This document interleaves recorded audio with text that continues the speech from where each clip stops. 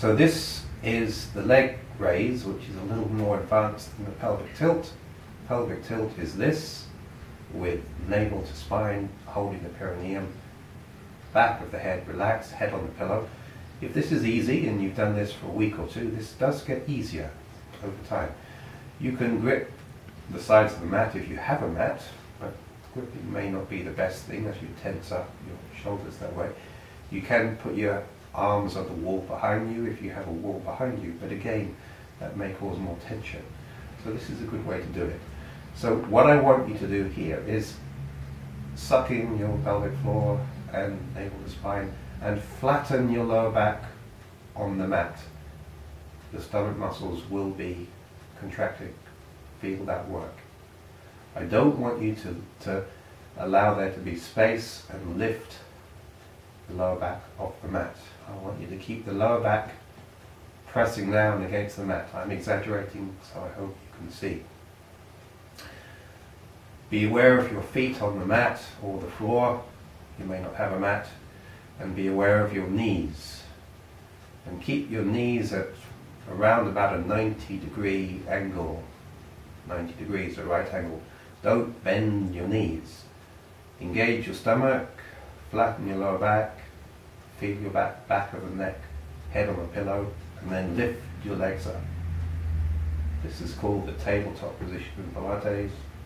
It makes your stomach work quite hard. You will feel it. Notice how you might be tempted to lighten your head off the pillow. So this is another stomach exercise if there is no pain, if you have no disc injury anytime recently. It's increasing the pressure through the lower back. Do not let this happen. Do not lift the lower back. Press the lower back against the mat. And this is enough for a week, a few days. As this becomes easier and you become stronger, you can make this more challenging, not by bending the knees, by keeping the knees at 90 degrees, but slowly, the operative word being slowly, mindfully, moving your heels down towards the mat, not bending, changing the angle of the knee, but starting to touch your heels towards the mat.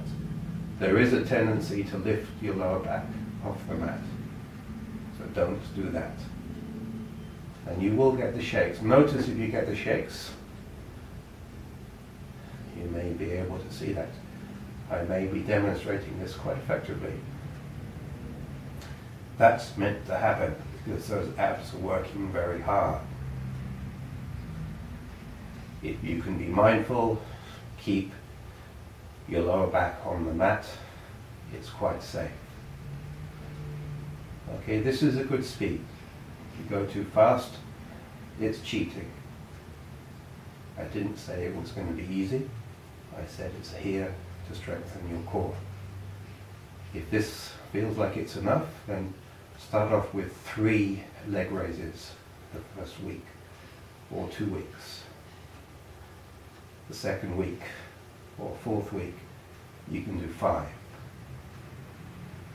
And then you can slowly build up to 10. That might take you 3 months or forever to get there.